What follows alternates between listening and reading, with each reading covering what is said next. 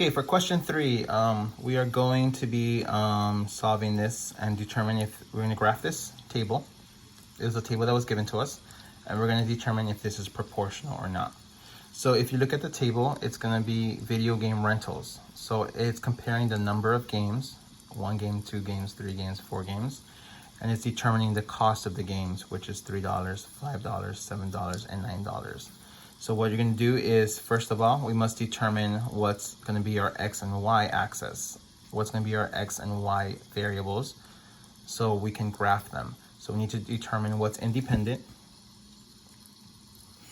because independent is going to be X, and what's dependent, Y. So if you're comparing the number of games and the cost, you need to ask yourself, what is dependent on what? So the number of games is dependent on how much they cost, or is the cost, how much you pay, depends on how many games you buy. So if you think about it, what are you controlling? Are you controlling how much you pay, or are you controlling how many games you buy? Technically, you do not control how much it costs. The companies do that. So if you're the customer, you haven't controlled the money. You're controlling how many you want to buy. So since you are controlling this, that means that is going to be independent, because that's going to determine what is the price.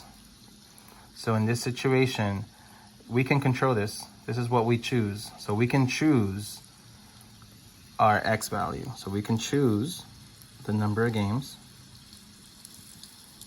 and that is going to determine how much we pay.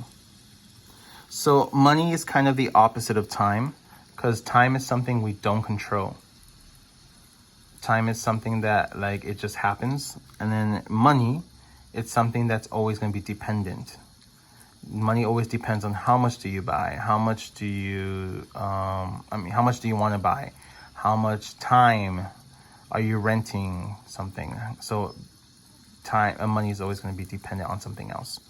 So now that we know that this is our Y's, and we know that this is our X's, we can set up our graph. So right here, I know it's going to be the number of games.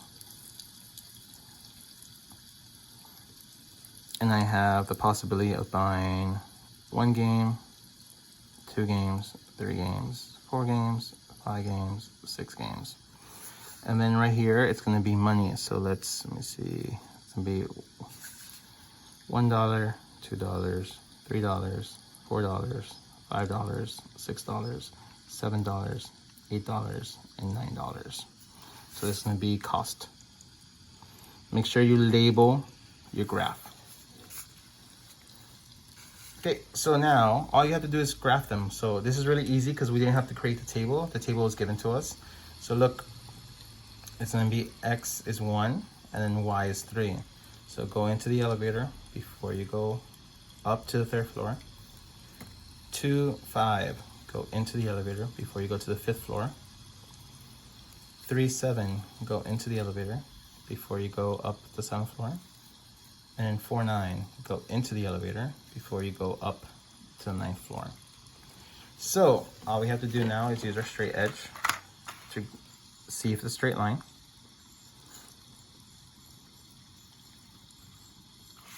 So as you can see, it has given us a straight line. However, what do you notice? Look at our origin. Our origin's down here. Does that line touch the origin? No, it does not.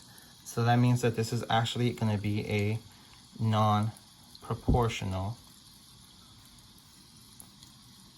relationship. It's non-proportional.